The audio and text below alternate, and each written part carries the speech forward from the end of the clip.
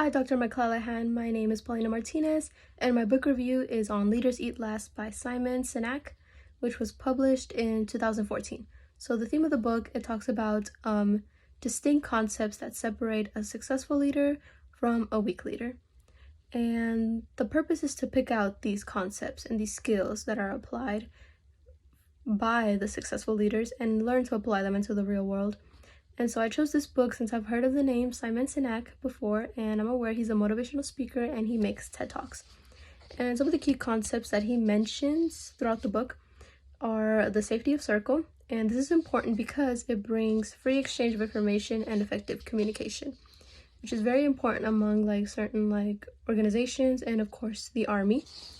And he also talks about the 4 feel-good hormones, and he separates them into selfish hormones, which are the endorphins and dopamine. The selfless hormones are serotonin and oxytocin. And the author also mentions about putting in time and effort. And the importance of time and effort is that when you show up for somebody and you're actively participating and giving feedback, this can eventually lead to caring and trustworthy bonds within companies or functions. And to me, that is very, very important. And some of the strengths that I found within the book are that the author makes sure to incorporate certified studies that are conducted by doctors and scientists, which are very credible. And he also includes people's firsthand experiences or stories and their outcomes. And one of the weaknesses would be that the information could have been organized slightly different, since I found it kind of confusing. It was kind of all over the place for me.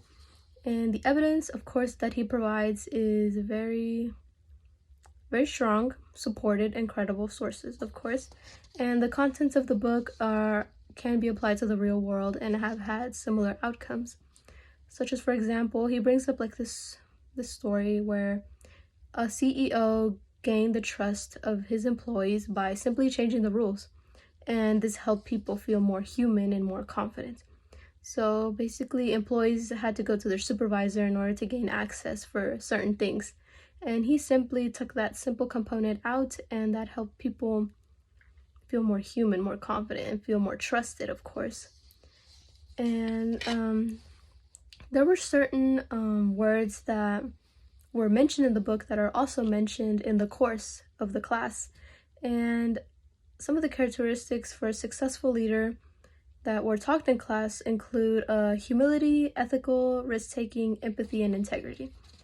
And again, how this could all tie into healthcare could be using empathy, of course, for one another and towards patients, of course. And transformational leadership skills are also important, since these are used for teamwork and collaborative settings, along with coaching, learning to share information with one another and pass it on down and keep the culture kind of going.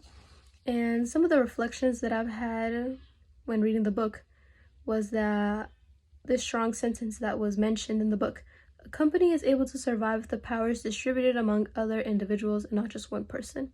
This goes to show that power is meant to be shared, and that people have the power, not the leader. And sometimes the leader forgets who they are working for. And another thing that was pretty surprising to me was that the boomers are slightly contributors to the toxic workplace, which, CEOs, they prefer profits and they see people as numbers. And they might have been also potential contributors to the very polarized political parties that are now in today. And so again, towards health professionals, it's important to have team cooperation in place and share information with one another, be a team player, share information, not hog it, and build strong communication within one another is very important too. And empathy, of course, towards one another and towards patients. And so in conclusion, I will use everything that I have learned, and I will continue forward to learn more on how to be a good leader. Thank you.